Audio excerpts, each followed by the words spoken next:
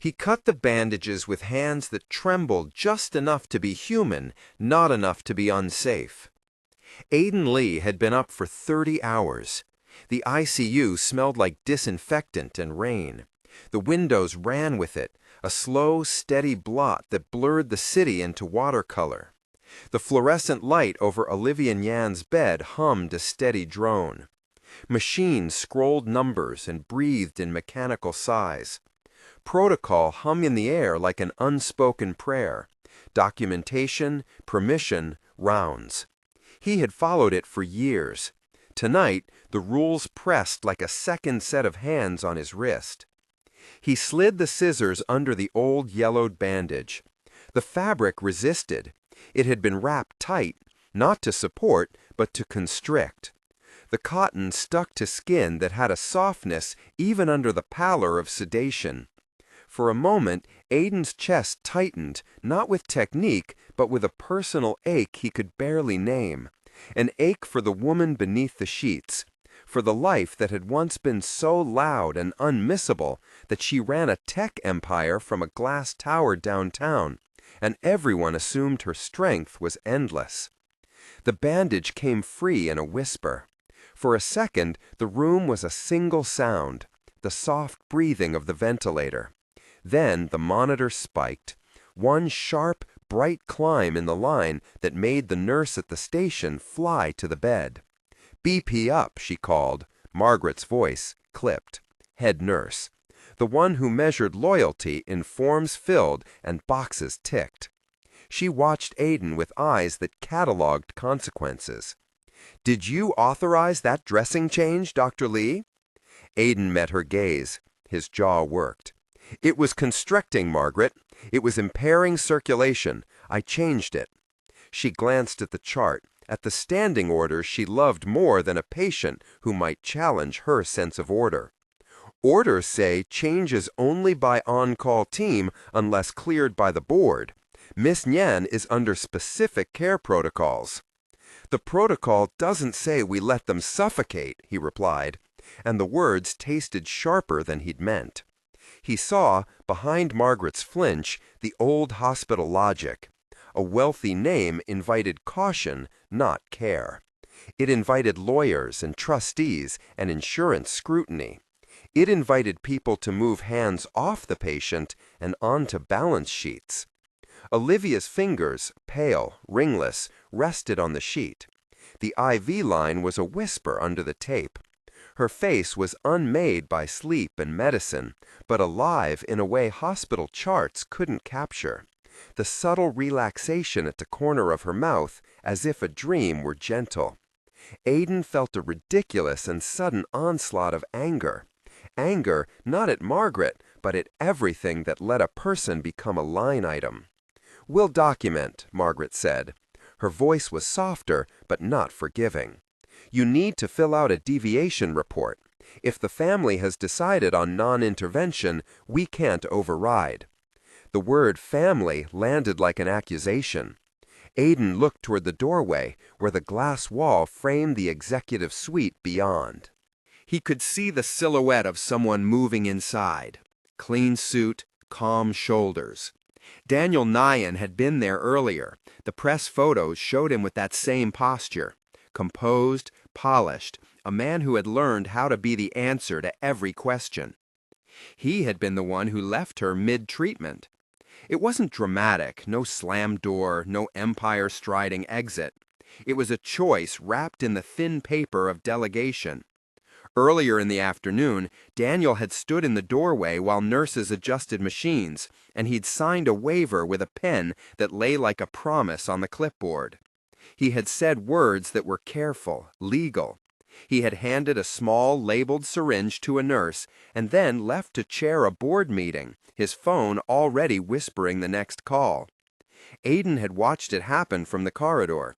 He'd watched the nurse's hands tremble as she took the syringe. Aiden's fingers closed on the plastic tray as he helped tamp the bandage in place. He felt the hospital's policy breath down his neck, a paper angel ready to punish. He signed the deviation report, documented, explained, and then he did something else. He pulled open the supply cabinet and scanned names, labels. He found a small vial tucked sideways behind a box of saline, unmarked, its cap scuffed as if it had been handled in a hurry and returned without note. It didn't belong to the usual inventory. He heard the word sedative spoken in his head like a warning bell. He slid the vial into his pocket, the glass cold against his palm, and walked out of the room with a purpose that felt like crossing onto the wrong side of a street the moment the light changed. The lab smelled of rubber and coffee and Jake, a lab tech who wore his hair like an apology and had a talent for quiet certainty. Jake looked up when Aiden set the vial on the counter and did not ask where it had come from. When you work nights long enough, you stop pretending you didn't know things. You learn to listen to people's hands. "You sure that's from 6A?" Jake asked. Aiden nodded. He told the story, tight sentences, breath held. The way Daniel had been smooth as oil, the waiver signed like a curtain being drawn, the nurse taking the syringe with eyes that had been promised something in exchange for a silence. Jake held the vial as if it might explode.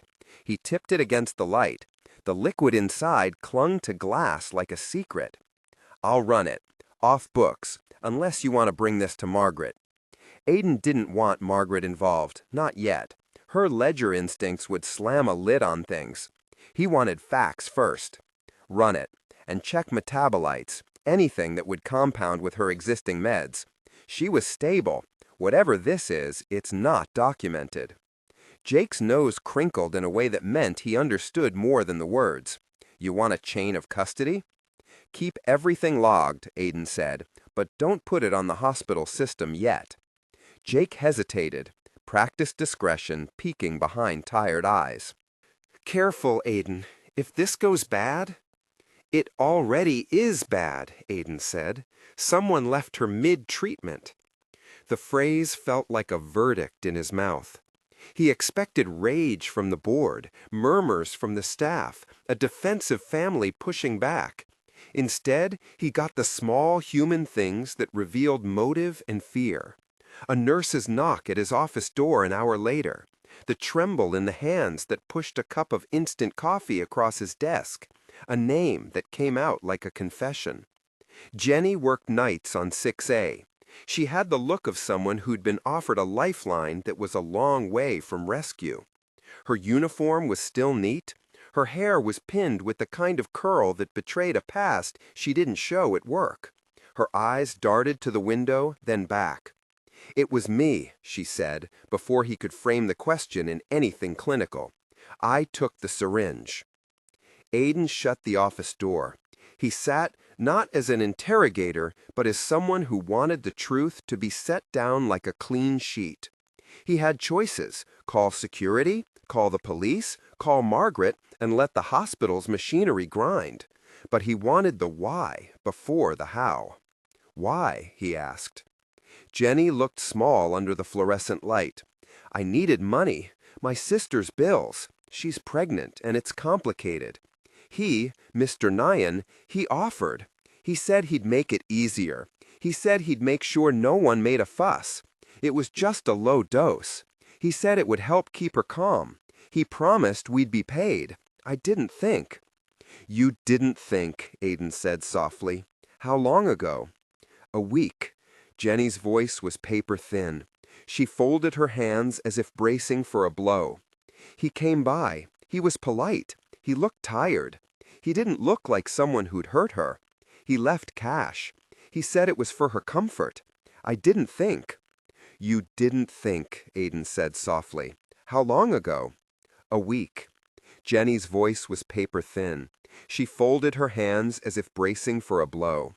"He came by. He was polite. He looked tired. He didn't look like someone who'd hurt her. He left cash. He said it was for her comfort. I didn't think." He understood the arithmetic of it, the way someone with power could cash in on someone's vulnerability. Daniel Nyen had access, motive, and a board of directors who would prefer quiet transitions to messy public failures. Olivia, famous for running a company that made other people's privacy its product, had been placed in a facility that honored discretion like scripture. It made her vulnerable in a different way. People assumed her wealth would protect her. It had made her a target. "Did he hand it to you himself?" Aiden asked.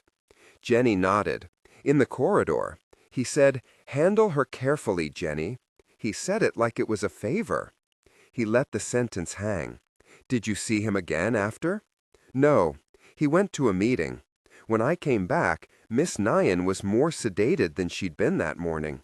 I thought—" she swallowed. "I thought maybe he'd arranged for comfort medication." He thought of the bandage he had cut, how tight it had been, how the monitor had spiked when he loosened it. He thought of a nurse in a corridor taking cash like a whisper into a world that only pretended to be governed by rules. "Did he threaten you?" Aiden asked. "Or promise more?" Jenny's fingers found the cup. Her knuckles were white. "He promised me that if I handled things quietly, he'd look after my sister. He said the company could keep me on as a temp during busy seasons. He didn't raise a hand. He smiled and left. I didn't know what I was doing. I'm sorry." "I'm not going to make this about you," Aiden said. "I need the truth. Were there any cameras in the corridor? Anything that shows him handing you the syringe?" She bit her lip. "The executive hall has cameras, but they say it's private footage. They only release it to legal if there's a subpoena." That last line tasted like a locked door. Aiden had a snap of anger, the kind that was precise and could be turned into motion. He still needed the vial's analysis. He needed more than a confession from someone who had accepted money. He needed evidence that could stand in a court or in front of a camera and not be dismissed as vendetta. Jake called him back with the lab results at 2:13 a.m., a time when the city outside hummed as if the night wanted to pretend it was benign. In the lab, the machine burped soft confirmation like the universe tipping a scale. The substance in the vial was a low-dose sedative, something that, compounded with Olivia's existing regimen, could blunt responsiveness without leaving obvious traces. Clinically possible, legally damning if administered without consent. The buffer chemicals showed a batch inconsistent with hospital stock. "Someone compounded it," Jake said. He pushed a printout across the counter. The chain of custody would be messy if they tried to deny the existence of the vial. Small things, fingerprints on the cap, a smudge that matched Daniel's prints from a donor sample in a courtroom filing, the nature of the compound added up to a pattern. Aiden thought of the monitor spike, the way Olivia's line had stretched like a cry, and of the way Daniel had smiled in the corridor as if he had already written his apology. He thought of the way people who made billions believed the world required smooth edges to function. Tidy headlines, quiet departures, the smoothing of disorder into silence. What they didn't account for was a young doctor who refused to tidy away a person like a used instrument. He started the paperwork with the slow, deliberate care of someone setting a field on fire. He drafted emails that his hand wanted to send with more heat than they allowed. He requested camera footage, formally. He filed a preliminary incident report that used clinical language and left fingerprints of its own. "You need to understand this will escalate quickly," Margaret warned when she realized he was not going to let it rest. She had allies on the board. She knew who preferred to keep company matters internal. If you go public, there will be lawyers. There will be press. Miss Nyen's family will sue us for breach of privacy. The hospital breathes by its reputation. "Then let the truth be the medicine," Aiden said. He did not intend to be poetic. The sentence was simply true. The first time Olivia moved inside the coma, it was a minor thing, a flutter of a finger against the sheet. But to Aiden, it was a small revolution. He had spent hours at her bedside, reading to the empty air, a ridiculous practice he knew many of his colleagues would roll their eyes at. He read company memos and poetry, biographies, the occasional old letter he found tucked into a book the patient had kept at home and that family had reluctantly handed over. He told her about the rain outside and what the city smelled like at night. He told her every small human detail he thought could anchor her, to give her mind scaffolding if there was anything left to rebuild on. Now, after the lab results, while Jenny's confession hummed in his ears, Olivia's eyelids fluttered. Aiden watched the slow fracture of the barrier between sleep and waking like a man watching ice melt, patient, hopeful, acutely aware that warmth and motion were not guarantees. She opened one eye, then the other. No speech. A look like a fishing line cast into a dark current. Inside her head came pieces, glimpses that might be the afterimage of whatever drug had dulled her consciousness, or fragments of memory trying to find a way back to narrative. A scene of lights behind glass, a hallway with a painted plant, a voice that belonged to a man with a carefully measured smile. She tasted metal and something sweeter. She tasted regret. The first time a coherent thought formed, it was not in words, but in a demand. Why am I here? Aiden answered with the only thing at hand, his presence. He sat on the edge of the bed where legalese couldn't reach him, took her hand in his, and spoke in a voice that had steadiness in it, the kind of steadiness earned in late-night shifts and decisions that held other people's lives like fragile things. "You're safe," he said. "You were brought here because you needed care." An eyelash fluttered. She turned her head, tiny, brave movements at first, as if trying to map a route out of the fog. "Can you squeeze my hand?" he asked. "If you can, squeeze." She did, faintly, and Aiden felt the press of life in the small circle of bone. It was not a miracle, it was not a dramatic burst, it was an opening. He knew the rest would be work. Therapy, time, the painstaking restoration of memory. He also knew something else. Waking meant choices. It meant a person returned to agency. That was the line the hospital and the board could not afford to blur. A short card flashed at the corner of a screen on the station, an edit technique no patient would notice, but the audience would. A simple invitation in text. He almost laughed at the smallness of it. But that was the way these stories traveled now. Quiet asks between enormous pains. After Olivia's first blink, a small voice within the hospital of public consciousness might say, "Want the whole story? Subscribe. Stay." He didn't need the crowds. He needed a partner in law and a camera that didn't swallow evidence. He needed a way to make the footage speak. And he needed to protect the patient who had, for months, been a resource to a company she built and suddenly could be reduced to a dispute. Days folded into one another in a way hospitals do. The same sounds, different emergencies. The staff rotated, but the room's center stayed the same. Aiden sat more nights, read more lists of things he knew by heart, learned the cadence of Olivia's pain, the way certain songs relaxed her muscles. He learned a little about the woman beneath the public persona, that she liked black coffee with a little cream, that she kept postcards from places she'd never yet visited, that she organized people the way others breathed. Evidence began to accumulate in the discreet, relentless way that bureaucracy sometimes does when someone refuses to let it smooth things over. Camera logs could be requested if you had justification. Aiden had started one that leaned on clinical necessity. He obtained tokens, access logs that showed Daniel moving through the corridor at times consistent with Jenny's story. Jake found a faint partial print on the vial cap that matched, within a reasonable doubt, samples from a glove Daniel had discarded at a meeting the week prior. Margaret's caution now wavered. Even she had to admit, with the grudging honesty of an institutional steward, that an internal review had merit. Aiden walked toward the glass-walled executive lounge with the kind of intention that announces itself.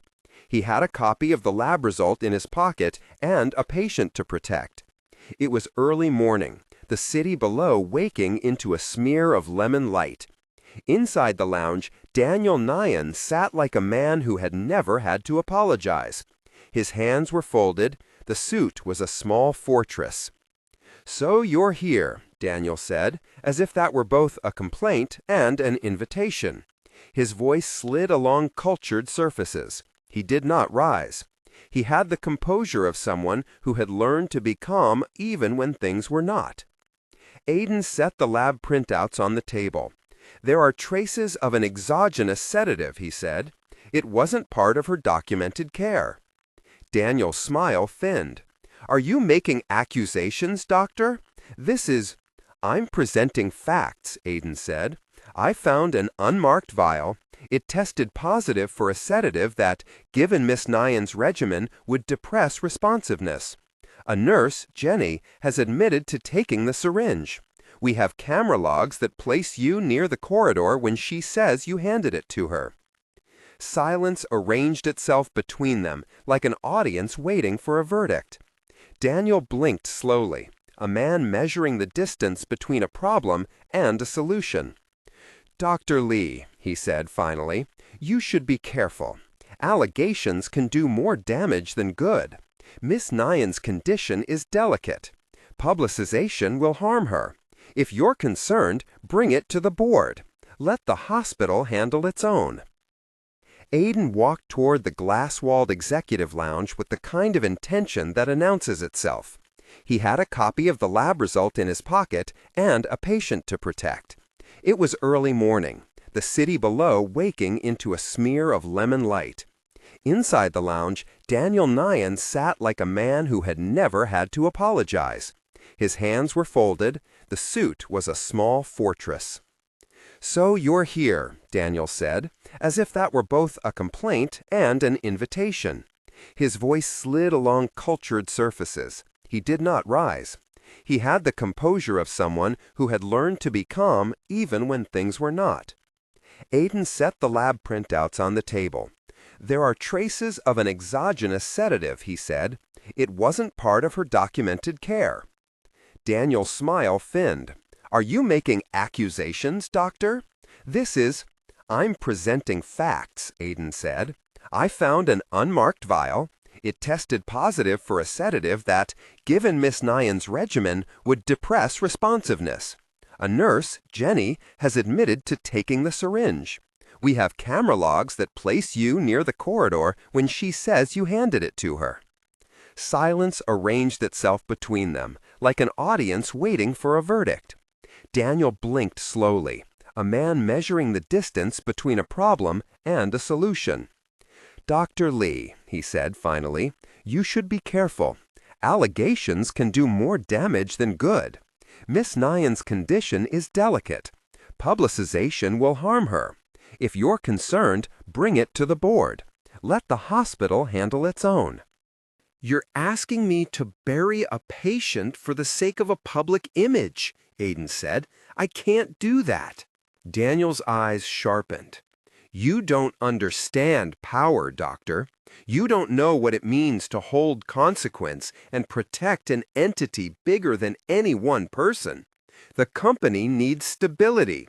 Miss Nyen's estate is—" "Her person matters," Aiden interrupted. "Not her estate, not the company, her." Daniel stood, almost as if to physically better himself for the argument. "Do you think I wanted this?" he asked. The question was rhetorical and precise. "Do you think anyone in my position wants a scandal? We can manage this, quietly. She recovers, if she does, and life returns to normal.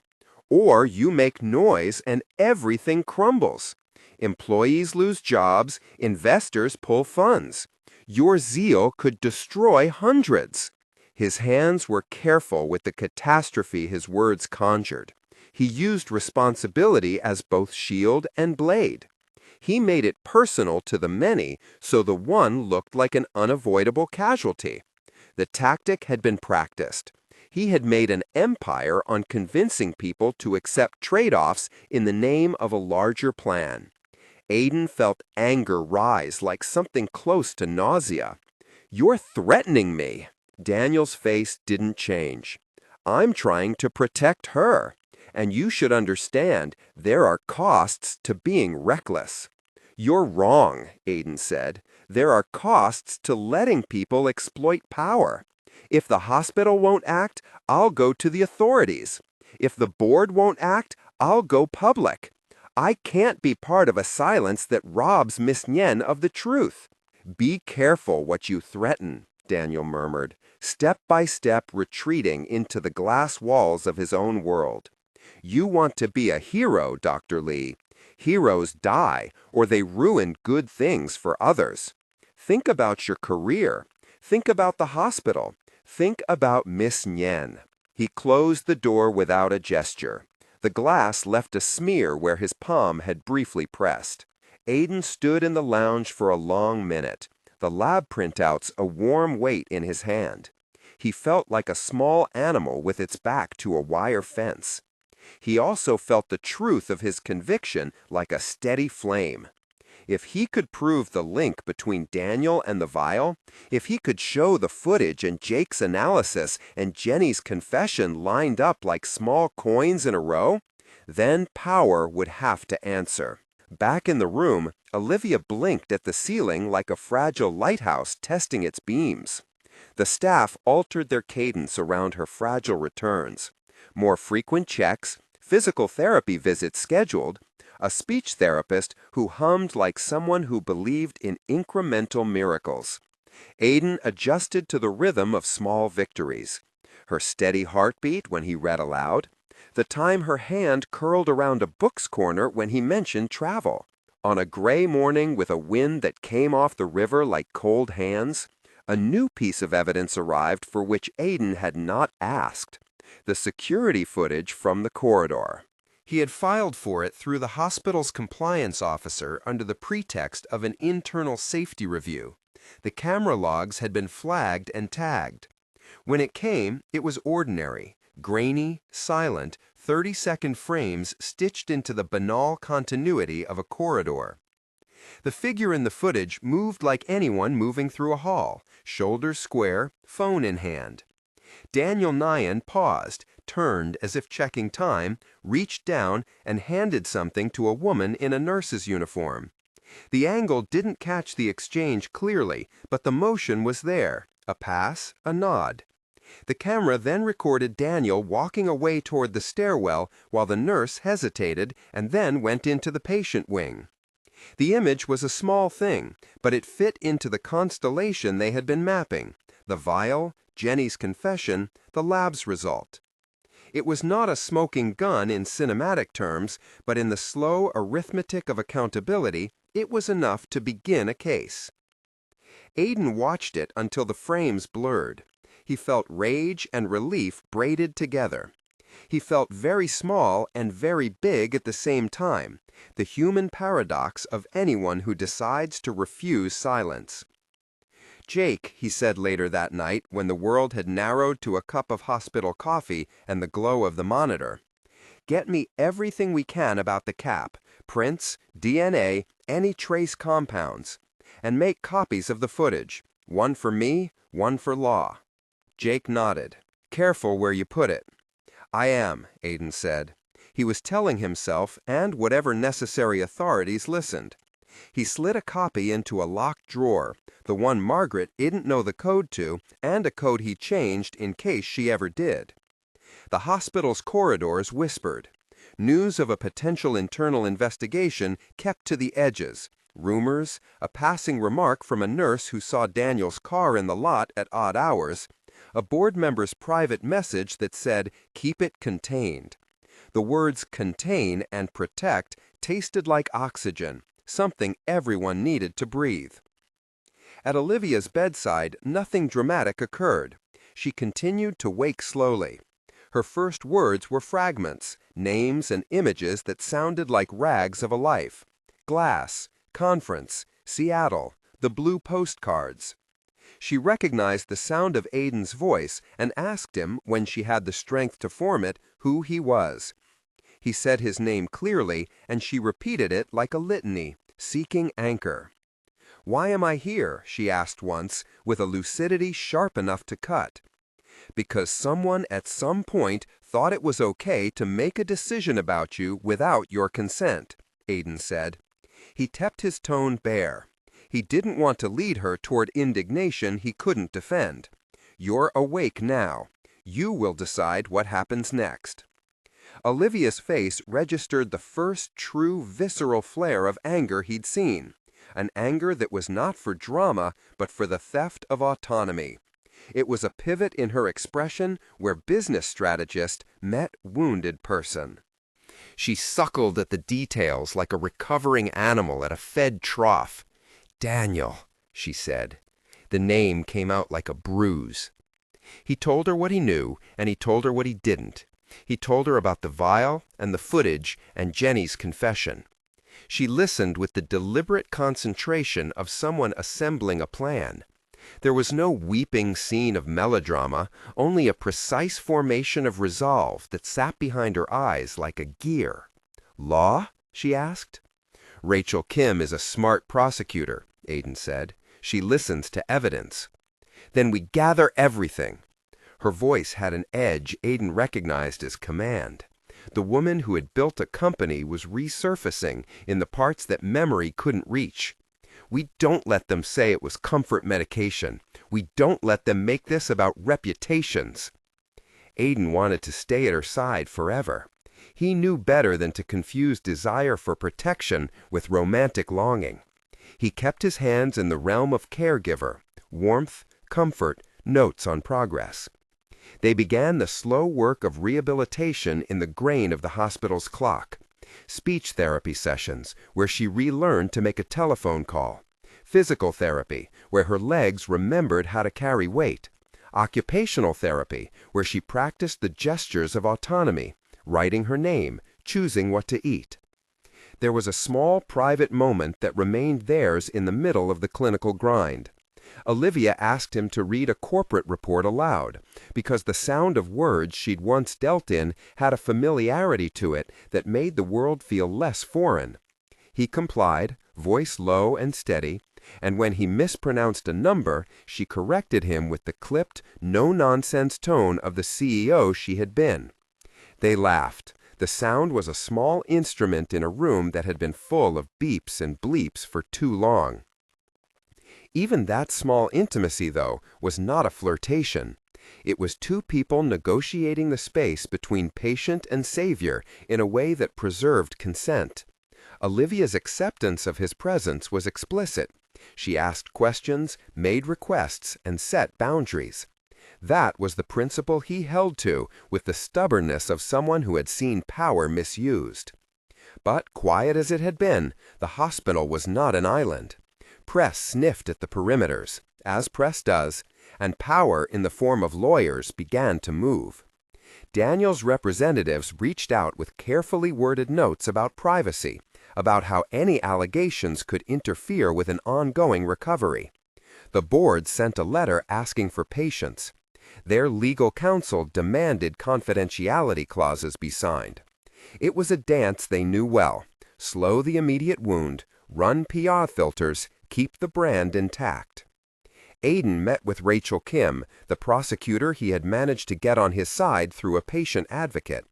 Rachel's office smelled of paper and determination. She listened to the lab results, the footage, the confession. Her pen hovered like a judge's gavel. She asked the questions that matters of law required, not about indignation, but about evidence, about chain of custody, about whether a case could stand past an initial smear campaign. "We'll need to secure the original vial, original footage, and to take sworn statements," Rachel said. "We can't depend on media pressure. We need a case that will hold in court." "Jenny's willing to testify," Aiden said. He had gotten her into a witness protection program within the hospital's framework. She worked day shifts under a new name for a period. Her courage was small and brave and purchased with the high human cost of having done something she regretted. Rachel nodded. Good. We should have her statement taken by my office. We'll subpoena the logs and file an exigent motion if the hospital tries to bury this. At night, when the lights dimmed and the building's sounds took on the quality of a sleeping beast, Aiden would sit and think. He thought of the moment he had first cut the bandage and the spike in the monitor that followed. He thought of the path that had led a man with a clean suit to hand a syringe to a tired nurse and leave. He thought of the quiet arithmetic of power exchanging hands. He thought of how many small compromises had to be made to keep a facade of stability. And he thought of Olivia, awake now enough to ask for things. Coffee strong, postcards rearranged on a nightstand, the reassurance that her decisions would once again be hers. He had made the choice to stand against a man who had more than influence. He had made the choice to believe a nurse and a lab printout.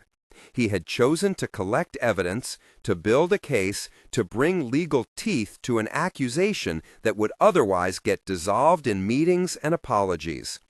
They were not yet at trial. The city still hummed with its daily small griefs and small triumphs. Aiden knew how the world moved. He knew courts ate time and stories were devoured by the appetite for scandal. He also knew that truth, folded neatly with evidence, could be louder than a polished statement, and that public attention sometimes turned into witness. The morning the subpoena rolled across his desk, the sky over the city was a low pewter smear. Olivia squeezed his hand and said, "Do it."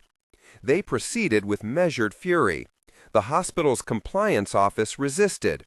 Margaret watched like a sentinel whose job was to maintain the ship no matter which way storms came. Daniel's lawyers wrote letters, their words precise and thorned. Aiden and Rachel prepared affidavits, cataloged printouts, and scheduled depositions. Jenny sat across from Rachel with her hands folded, and every time she told the story, she looked a little more unburdened. Yet, even as they built their case, a threat hovered that even evidence couldn't eliminate. The unpredictable pulse of human violence that shows up when people feel cornered.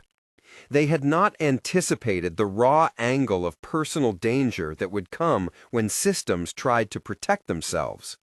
For now, though, the danger was political and procedural.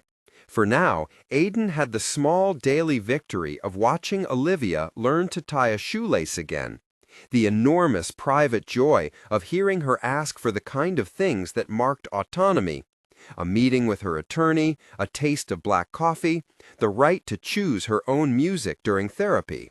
Her agency was not a thing you could restore in a day. It was reconstituted in 1,000 tiny decisions. And somewhere in the hospital's legal labyrinth, Daniel's face remained polished. He smiled in meetings, he denied wrongdoing on camera if asked soft questions, his tone sympathetic and distant. But his movements were traceable. The footage, the vial, Jenny's money, pieces were slotted into place. The law moves slowly. It moves like a glacier, but it moves. The first major hearing was scheduled. Papers filed, lawyers lined up. And before any public verdict, before courts had a chance to offer their judgment, the threat of reaction began to curve outward in ways neither Aiden nor Olivia could have predicted. That night, as rain stitched light across the window, Olivia slept with the sound of machines and the quiet memory of having fought her way back. Aiden sat at the foot of the bed, hands folded, not daring to do the thing he had done in earlier nights, speak loud phrases of comfort, but content to be there as a witness to her presence. He thought of the bandage, of the spike in the monitor, of the vial in Jake's care, of Jenny's trembling honesty. He thought of Daniel's suit, the way he had left her mid-treatment in a corridor where discretion was currency. Outside, the city breathed. Inside, decisions were being made that would echo. The story had begun in a cut of cloth and a spike of numbers. It would expand into a war of deposition and testimony and, perhaps, a different kind of justice. For now, the immediate battle had narrowed to small, crucial things: evidence secured, a nurse willing to tell the truth, a patient rebuilding the right to speak. Aiden folded his hands and watched the slow rise and fall of Olivia's chest, as if the world might be remade on that rhythm. He did not know how the coming days would unspool.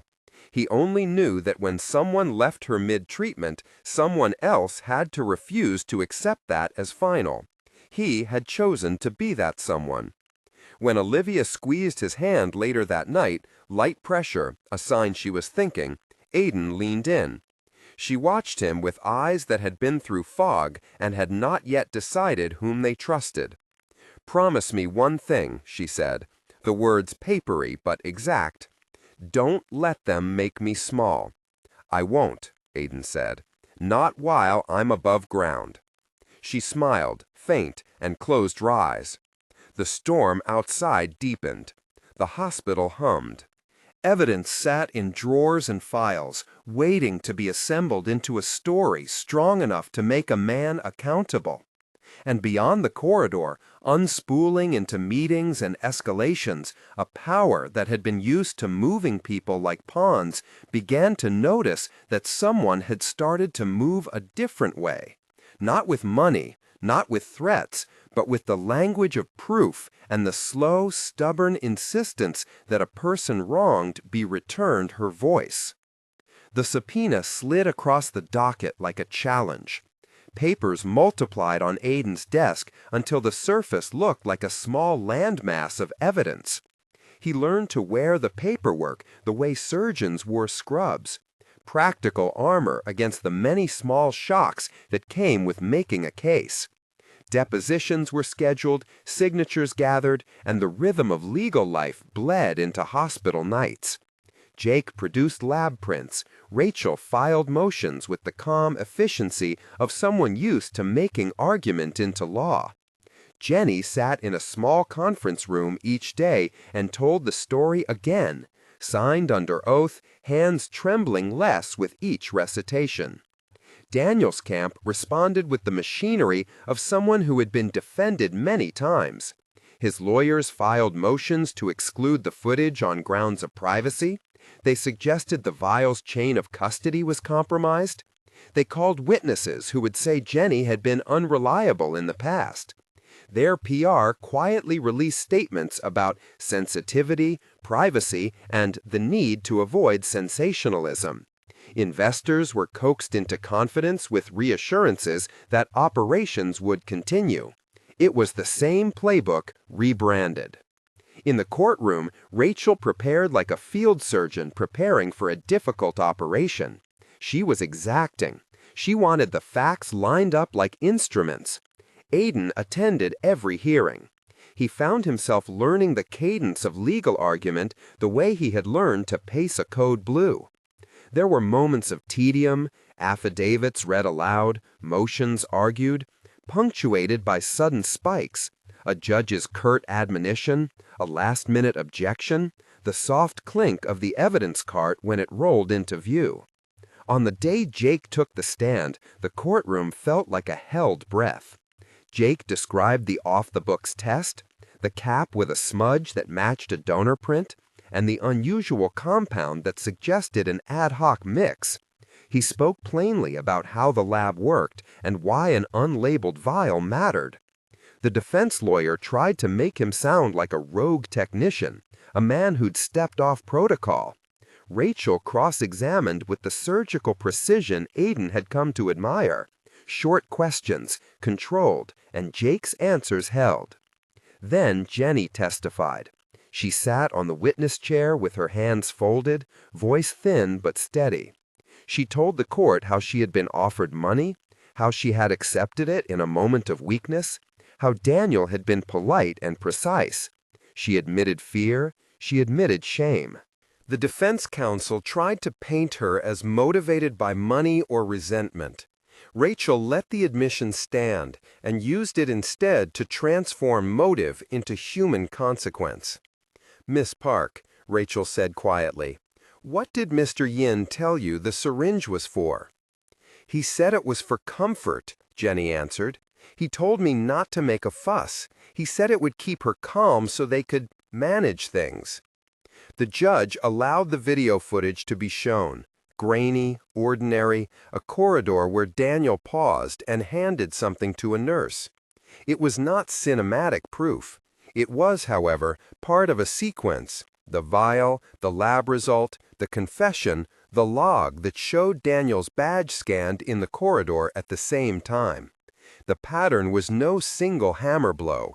It was the geometry of accusation.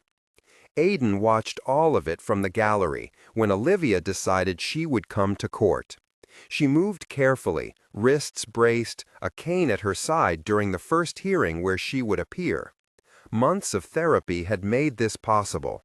Months of speech practice, of memory work, of learning to be in a room that once belonged only to lawyers and investors. She had insisted on being present the day Jenny testified. It mattered to her that the person who had wronged her was seen by her eyes and known by the law. When Rachel called Olivia to the stand, the courtroom held its air like a drum. Olivia sat and drew breath. Her voice came back measured and clear. What she did not claim to have is precise memory of the moment of administration, memory that the court would not ask for nor should rely on. Instead, she testified to what happened afterward, that she had been kept from decisions, that she had been given medications not included in her chart, that she had woken to a world where control had been taken from her. She spoke of the strangling tightness she remembered only as an absence, of being not merely sedated but sidelined. "Did you believe anyone had made a decision about your care without your consent?" Rachel asked. Olivia's answer was the hinge of the day. She looked across the courtroom, across the polished table to where Daniel sat with the expression of a man who had practiced grief for press optics. "Yes," she said, "and I want to decide what happens to me." It was a simple, fierce assertion of agency. The defense tried to soften it, suggesting cognitive gaps and errors, but the jury saw a pattern: a woman taken from decision-making by the machinery of money and discretion, a brother whose access and motive could not be separated from the strange financial moves that followed her incapacity. Evidence beyond the vial deepened the story. Forensic accountants were brought in to trace unusual transfers of authority, a set of proxy documents that would have allowed temporary control of certain trusts, emails in which Daniel asked executives to tighten the narrative while negotiations were conducted quietly. None of it was theatrical. It was administrative. It was mundane in a way that made it worse. The defense tried, as any defense would, to dilute the narrative. They cast doubt on chain of custody. They suggested that the footage was ambiguous and the vial could have been planted. They made the case about the cost to business, the uncertainty that a public fight would create. Daniel himself took the stand for a brief, controlled appearance. He denied intent. He talked about responsibility and hard choices. He spoke like a man accustomed to being forgiven in boardrooms. Aiden sat through those hours like someone at a metaphysical threshold.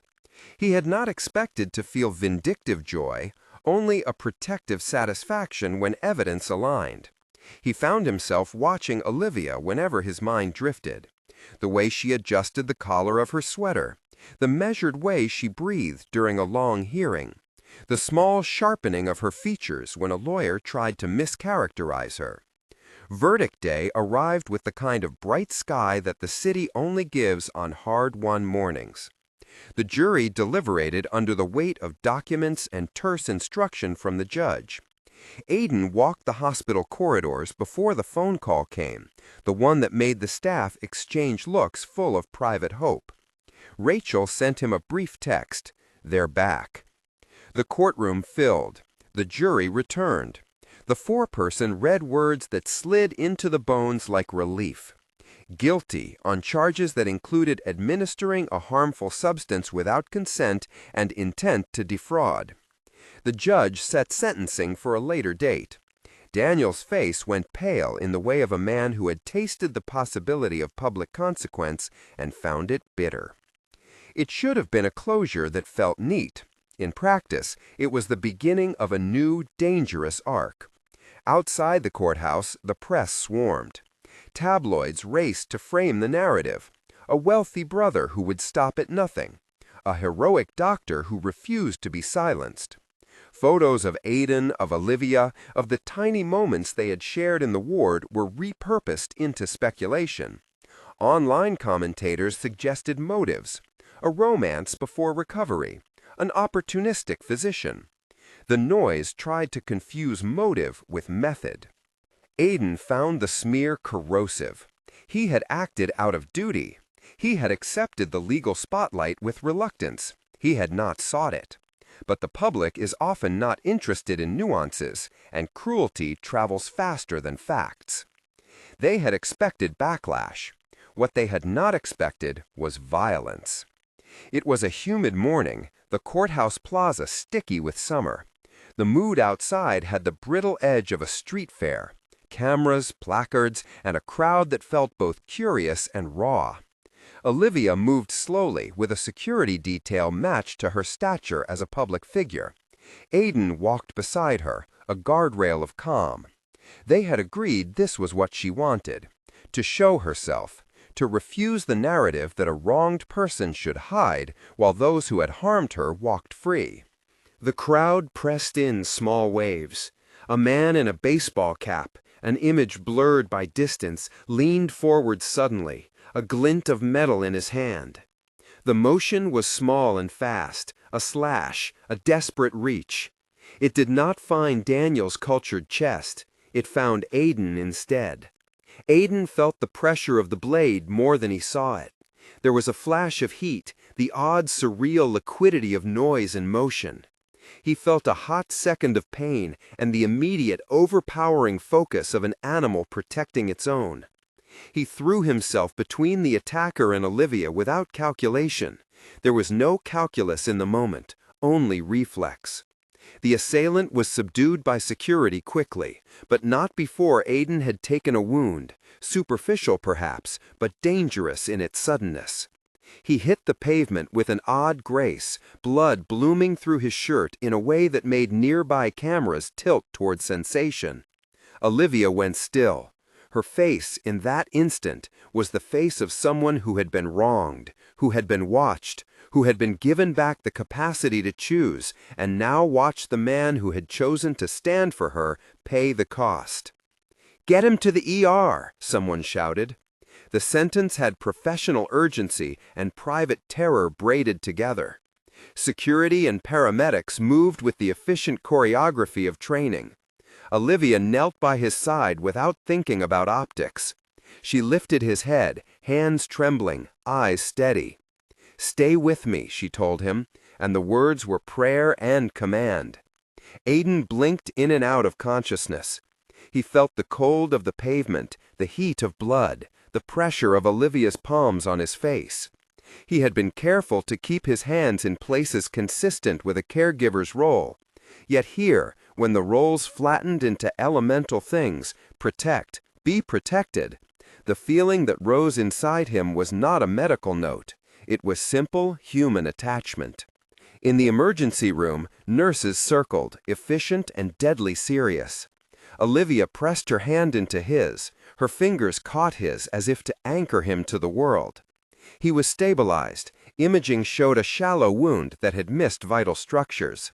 The headline risk had come true, but the harm was not catastrophic. It would be surgery, stitches, and a recovery that would be inconvenient and emotional. He would survive. The attacker, when questioned, was a man with a fractured past, a stranger whose motives were not linked to the Nyen family directly. It mattered legally. The attack was felonious, but not framed as a contracted hit. Daniel's lawyers seized on that distinction in polite press releases. But the human narrative did not care for legal nuance. Aiden had been stabbed. He had been brave. The image of a doctor taking a knife meant something to people who measured courage in immediate acts rather than courtroom arcs.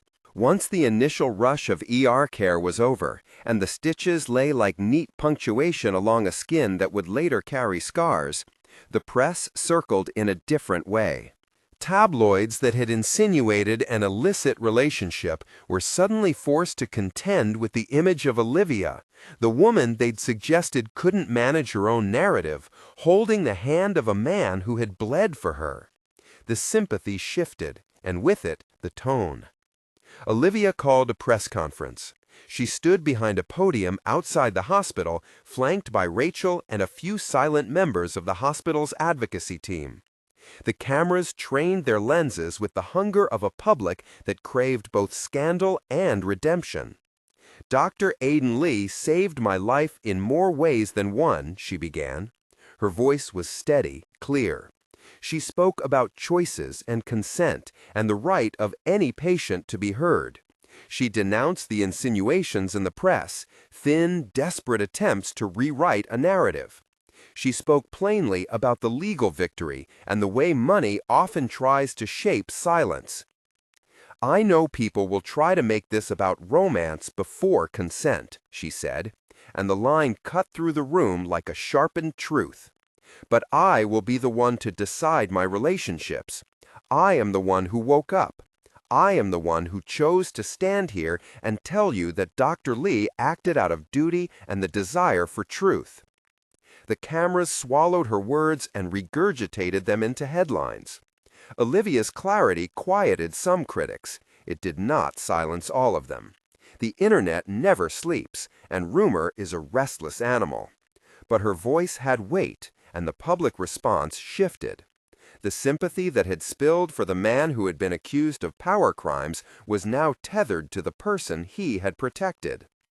Slowly, months lengthened into a sequence of smaller days that held larger life. Sentencing for Daniel came with the degree of public attention such things now attracted. He received a multi-year sentence and financial penalties. His name would not be erased. Wealth leaves marks. But the court's judgment made a legal statement about the way power had been used and the harm it had caused. It did not make the past disappear. It simply made the record clear. After trials and hearings, after stitches and insurance forms, a different set of documents arrived, documents Olivia insisted on. She asked Rachel to begin the work of unwinding certain trusts and redirecting assets toward a public good she had only recently remembered to desire. It was not a symbolic move. It was a set of practical reallocations. Seed money for a community health clinic, a fund for patient advocacy in cases of potential exploitation, grants for nurses in need. She wanted the resources that had once made her a target to be used to protect others. There were practical considerations, fiduciaries, boards to be convinced, legal obstacles to be managed. Rachel navigated them with the same steady hand she had used in court. Olivia met with healthcare administrators and community leaders. She learned, with the slow delight of someone relearning muscle memory, to measure decisions by their human outcome rather than their stock dividends. And then, quietly, after a year that had held trial and surgery and therapy and a hospital coffee pot that had been overused, Olivia asked a question that made Aiden go still. "Do you want to come to the clinic meeting tomorrow?" she asked. It was a small request. It was perfectly ordinary. She had been the architect of empires. Asking someone to be present for a meeting was how she measured trust. Aiden felt suddenly clumsy at the edge of a decision that was personal rather than professional. His feelings had been there for a long time, like a low-running current.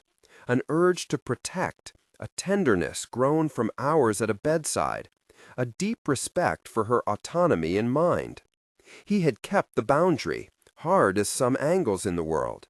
He had not overstepped. Now, with the legal record established and with Olivia fully lucid and choosing, he could allow himself to feel and to be felt. "I'd like that," he said. "Yes." They dated in a way that honored both of them, publicly cordial, privately careful. They met for coffee in a neutral cafe where patient charts couldn't be an excuse and paparazzi rarely loitered. She wanted to know his favorite book.